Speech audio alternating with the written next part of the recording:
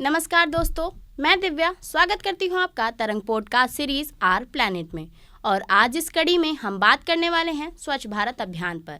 और आज इस विषय पर हमारे साथ बात करने के लिए जुड़े हैं नेशनल इंस्टीट्यूट ऑफ इम्यूनोलॉजी से senior technical officer doctor Neerja Wadhwa. साथ ही हमारे साथ हैं वेटनरी डॉक्टर सुरेंद्र सिंह। आप दोनों का बहुत बहुत स्वागत है हमारे स्टूडियो में। धन्यवाद। Thank you. जैसा कि आप लोग NII से हैं, तो मैं आपसे ये जानना चाहूँगी कि NII क्या है और ये क्या काम करती है। BRIC national institute of immunology department of biotechnology के अंडर काम करता है, under ministry of science and technology. National institute of immunology research programmes पे काम करता है, इम्यूनोलॉजी रिसर्च पर काम करता है और to advance the human health. National institute of immunology में बहुत सारे स्पेशलाइज्ड लेबोरेटरीज़ हैं एंड वो लेबोरेटरीज काम करते हैं in various domains of the science, rather the biological science, starting from the infection and immunity. Also it works in the structural biology section. It also works in the signaling and genomics and computational biology, and also in the cancer biology. So these are some research areas which are well focused by National Institute of Immunology.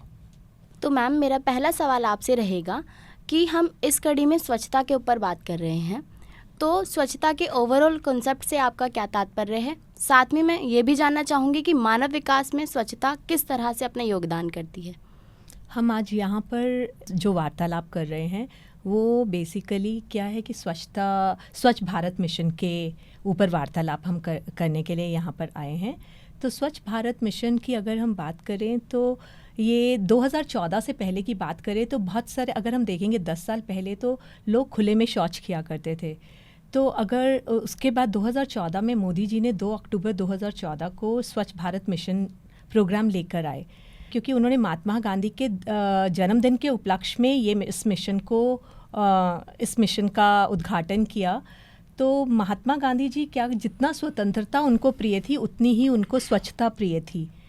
तो इसीलिए वो चाहते थे कि अगर स्वतंत्र भारत है तो वो हमारा स्वच्छ भारत होना चाहिए। ये इनफैक्ट जब ये शुरू हुआ था तो ये एक मिशन के तौर पे, एक अभियान के तौर पे शुरू हुआ था। उसके बाद इसने पिछले 10 सालों में आंदोलन का रूप ले लिया और अब ये जन जन का आंदोलन बन गया, जिसमें सभी सरकारी कार्यालय व्यक्तिगत तौर से as a community, as a समुदाय कार्य करते हैं। स्कूल, कॉलेजेस, सभी लोग इस आंदोलन में अपना इसमें भागीदारी कर रहे हैं। सर, जब साफ़ सुथरा वातावरण नहीं होता है तो अक्सर लोग बीमार हो जाते हैं, और बीमार होने के बाद जब वो डॉक्टर के पास जाते हैं तो डॉक्टर उनको कहीं ना कहीं ये कहता है कि आपका जो इम्यून सिस्टम है वो वीक हो गया है। तो ये इम्यून सिस्टम आखिर होता क्या है, इसके बारे में जानना चाहूँगी। साथ ही मैं ये भी जानना चाहूँगी कि व्यक्तिगत तौर पर इसको कैसे बना कर रख सकते हैं हम। जी, इम्यून सिस्टम है हमारा रोगों से लड़ने के लिए एक प्रतिरोधक क्षमता होती है हम सब में, उसी को इम्यून सिस्टम कहते हैं। तो ये हमारी बॉडी में इम्यूनिटी को मेंटेन करने के लिए भगवान ने कुछ साधन दिए हैं। जैसे स्किन है, ये फर्स्ट बैरियर है। सो बाहर से कोई भी इन्फेक्शन आता है तो उसको प्रोटेक्ट करता है स्किन। इसी प्रकार हमारी म्यूकस मेम्ब्रेन्स हैं, म्यूकस मेम्ब्रेन भी उसको इंजेस्ट कर लेती हैं और चीज़ें एब्जॉर्ब हो जाती हैं। वहाँ भी कुछ म्यूकोजल इम्यूनिटी भी हमारी एक शरीर में एक माध्यम है जो इम्यून सिस्टम का एक रूप है। और कुछ लिम्फ नोड्स हैं, हमारे लिम्फेटिक सिस्टम है, उसमें भी कुछ प्रकार की सेल्स होती हैं, वो शरीर को बचाती हैं अनेक प्रकार के रोगाणुओं से, जीवाणुओं से।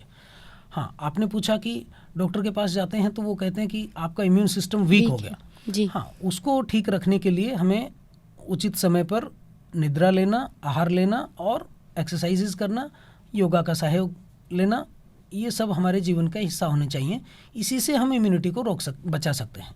और जब इम्यून सिस्टम हमारा ठीक है, इम्यूनिटी हमारी ठीक है, तो रोगों से पार पाएंगे, हम लड़ सकते हैं, रोगों से बच सकते हैं। जी सर। जी मैम, तो अगला सवाल मेरा आपसे रहेगा कि हम जब स्वच्छता की ही बात कर रहे हैं, तो जब स्वच्छता की बात करते हैं तो हम कोविड काल से भी गुजर कर आए हैं। तो कोविड काल में सामाजिक और व्यक्तिगत रूप से जो है लोगों में हाइजीन के प्रति बहुत जागरूकता देखने को मिली है, जैसे कि 2 गज दूरी, मास्क लगाना, समय समय पर हाथ धोना, ये सब चीज़ें बहुत देखने को मिली हैं। तो तब में और अब में लोगों की आदतों में कितना अंतर है, इस पर मैं बात करना चाहूँगी। बहुत अच्छा सवाल पूछा आपने कि हम कोविड के दौर से गुजर कर आए हैं। तो कोविड के दौर ने हमें बहुत कुछ सिखाया है। अगर हम कोविड के दौर की बात करें, उस टाइम जैसे आपने खुद से ही कहा कि मास्क लगाना, 2 गज की दूरी, हाथ अच्छी तरह से धोना, हम अगर इन प्रैक्टिसेस को अगर हमने उस टाइम पर, उस समय पर अगर अपनाया है, तो आज भी हम उन प्रैक्टिसेस को फॉलो कर रहे हैं। उसको आज भी हम, अगर आप देखेंगे तो आज भी अगर घर में बच्चा है तो माँ बाप पहले उस बच्चे को कहते हैं कि पहले जाकर आप हाथ धो, क्योंकि स्वच्छता जो है ना, स्वच्छता हमारा एक सबसे पहला और अहम और फर्स्ट एंड फॉरमोस्ट एक सुरक्षा कवच है। जो आपने जैसे इम्यूनिटी की भी बात किया, स्ट्रॉन्गर इम्यूनिटी के लिए भी स्वच्छता हमारा सबसे इम्पॉर्टेंट सुरक्षा कवच है। अगर हम स्वच्छ हैं, अगर अपने आप को स्वच्छ रखेंगे, जैसे आपने कोविड के टाइम के, तो आज हम उन प्रैक्टिसेस को फॉलो कर पा रहे हैं कि जैसे पहले नॉर्मल फ्लू वगैरह होता था तो हम ध्यान नहीं देते थे। अभी हम फ्लू है, ऐसे बहुत सारी बैक्टीरियल और वायरल जो इन्फेक्शंस हैं, अब हम उनके प्रति जागरूक हो गए हैं। तो जैसे ही अगर हमें फ्लू होता है या कोई इस तरह की कम्युनिकेबल डिजीज़ है, तो हम जागरूक हैं कि हमने उसको कैसे अपने फेस को कवर करना है, या हमने इसको अपने आप को प्रिवेंट करते हुए दूसरों को इस डिज़ीज़ से कैसे रोकना है। तो डेफिनेटली स्वच्छता इसमें एक बहुत ही अहम रोल प्ले करती है। जैसे इम्यूनिटी की आपने बात की, इम्यूनिटी के लिए क्या है कि आपका स्वच्छता में कि अगर हमारी इम्यूनिटी लो है और अगर हम अस्वच्छ एनवायरनमेंट में, अनहाइजीनिक एनवायरनमेंट में, अनक्लीन एनवायरनमेंट में अगर हम रह रहे हैं, तो इन्फेक्शंस जो पैथोजेंस हैं वो सबसे पहले आकर हमें अटैक करेंगे, इन्फेक्शंस फैलेंगी। कॉलरा है, डायरिया है, और भी बहुत सारी ऐसी, टाइफाइड है, ये सारी की सारी अस्वच्छता के कारण ये सारी की सारी बीमारियां हैं। यस, नो डाउट हमें साफ सफाई का ध्यान रखना ही चाहिए और आगे भी रखते रहेंगे, क्योंकि ये तो आवश्यक अंग है हमारे जीवन शैली का। जी, तो सर जैसे कि आप एक इम्यूनोलॉजी इंस्टीट्यूट से हैं, तो इसी से जुड़ा मेरा सवाल है कि इम्यूनोलॉजी इंस्टीट्यूट जैसे बड़े संस्थान, सरकार की जो ये मिशंस होते हैं, जैसे स्वच्छ भारत अभियान है, इसमें किस तरह से अपना रोल प्ले करता है? जी, national institute of immunology contribute करता है अलग अलग तरीक़ों से। पहला तो ये है कि हमारा संस्थान कभी आप आइए, विजिट कीजिए, आपको श्योर में लगेगा कि संस्थान वेरी नीट एंड क्लीन। हमारा रिसर्च इंस्टीट्यूट होने के नाते हमें स्वच्छता का ज़्यादा भी ध्यान रखना है कि चीज़ें कंटामिनेट ना हों, एक दूसरी चीज़ों के साथ एक दूसरे बीमारियों का असर ना आए। और दूसरी बात यह है कि सड़क से लेकर के, पत्तों के निष्पादन से लेकर के, सॉलिड वेस्ट मैनेजमेंट से लेकर के, लिक्विड वेस्ट मैनेजमेंट से लेकर के, पानी का भी जो घरों से पानी निकलता है, ऑफिस से जो पानी निकलता है, उसको कैसे रिसाइकल करना है, STP प्लांट ये सब infrastructure national institute of immunology रखता है और उनका निर्वहन भी करता है। यहाँ पर मैं थोड़ा आगे बढ़ाना चाहूँगी। NII एक समुदाय एज अ रिसर्च ऑर्गेनाइजेशन स्वच्छता के अभियान में बहुत ज़्यादा पिछले 10 सालों से कंट्रीब्यूट, जब से इस मिशन में आया है, बहुत कंट्रीब्यूट कर रहा है। अगर इस साल की बात करें तो बहुत सारी की एक्टिविटीज़ जो हैं NII कर रहा है, जिसमें सबसे पहले है कि क्लीनिनेस ड्राइव, जिसमें पूरा हमारा 18 से 20 एकड़ का पूरा कैंपस है, जहाँ पर क्लीनिनेस ड्राइव पूरा का पूरा हम ऑर्गेनाइज़ करते हैं। NII टीम, जिसमें NII staff, NII students, NII faculty, scientist, सब लोग इन्वॉल्व रहते हैं। जी, इसके अलावा बहुत सारे हम एक नुक्कड़ नाटक, बच्चों ने PhD स्टूडेंट्स ने नुक्कड़ नाटक का ऑर्गेनाइज़ किया, जिसका थीम था कि स्वच्छता एक आदत ना कि एक अभियान। तो उस नाटक के दौरान उन्होंने स्वच्छता और स्वास्थ्य के संबंध को बताकर लोगों को जागरूक किया। इसके अलावा पास के बहुत सारे कम्युनिटीज़ हैं, जैसे बेरसराय जैसे बहुत ही क्राउडेड प्लेस है, वहाँ पर जाकर लोगों को पैम्फलेट्स बांटकर जागरूक किया। वहाँ पर डस्टबिन्स के आसपास जितना भी कूड़ा करकट फैला होता है, उसको उठाकर फिर से गार्बेज बिन्स में वापस इकट्ठा किया और लोगों को जागरूक किया। इसके अलावा हमारा एक DBT का एक प्रोग्राम है, zero waste life in campus programme. उस इनिशिएटिव के दौरान जितने भी DBT के अंडर ब्रिक इंस्टीट्यूशंस हैं, DBT has advised them to follow 6R rules, which is like it is refuse, reduce, reuse, recycle,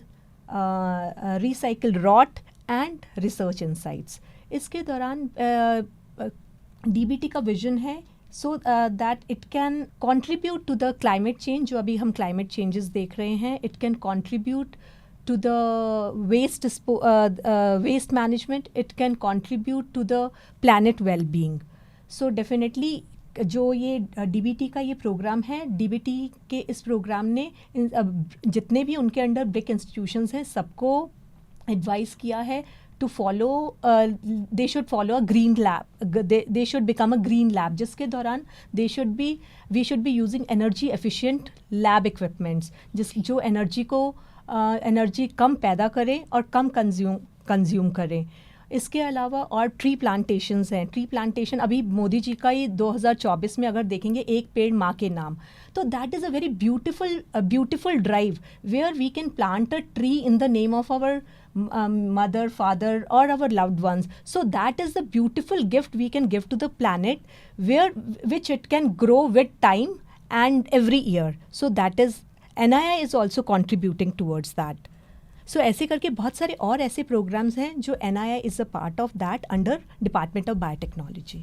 बहुत सारे पेड़ लगाए गए हैं इस समय के दौरान, एंड पिछले नॉट ओनली लास्ट 10 years, उससे पहले भी NII का एक ग्रीन कैंपस है और उसमें यस नो डाउट उसमें बहुत सारे पेड़ पौधे लगाए गए हैं, और अभी भी जितने पेड़ टूट जाते हैं आंधी में, तूफान में, वो सब रिप्लेस किए जाते हैं और वहाँ उसी साइज़ के ग्रो करने वाले पेड़ की प्रजाति लगाई जाती है। और यहाँ पर मैं एक चीज़ और कहूँगी कि क्योंकि हमारा एक रिसर्च इंस्टीट्यूट्स है तो बहुत सारा लैब वेस्ट निकलता है, तो उसको सेग्रीगेशन, उस सेग्रीगेशन में क्या है, बायोमेडिकल वेस्ट है, बायोडिग्रेडेबल वेस्ट है, नॉन डिग्रेडेबल वेस्ट है, ई वेस्ट है, हैज़र्डस वेस्ट है, तो उन वेस्ट को सेग्रीगेट करके उनका proper safe disposal, so that is the major मतलब कि one should be concerned about that. So NII does it very regularly and very sincerely with the help of authorized biogas disposal collection एक agency होती है, उसके through हम भेजते हैं. हाँ जी,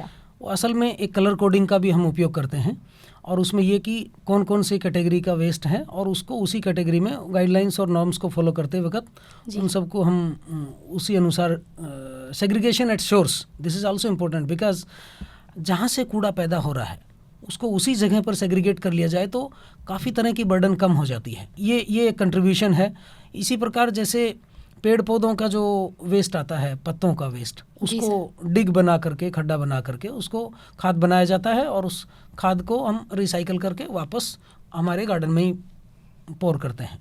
जी. In our campus canteen also we try to follow green, everything green, like biodegradable. We had stopped using the plastics in our canteen and in our campus. We advise everybody to go green. क्योंकि plastic हम use तो करते कुछ minute के लिए हैं, but it stays in our planet for 100 of years. So that's why we want to make our campus a green campus. जी. तो sir, जैसे हमने NII की तो बात की कि ये लोगों को जागरूक करने के लिए या स्वच्छता के प्रति जागरूकता फैलाने के लिए क्या कार्य करता है. अब मैं आपसे जानना चाहूँगी कि आप एक साइंटिस्ट हैं, तो आप आम जनता को क्या मैसेज देना चाहेंगे स्वच्छता के प्रति प्रमोशन के लिए? मैं ये आपके चैनल के माध्यम से मैं कहना चाहूँगा कि हम सबको पर्सनल हाइजीन का तो ध्यान रखना ही रखना चाहिए, उसके लिए अवेयरनेस भी फैलानी चाहिए.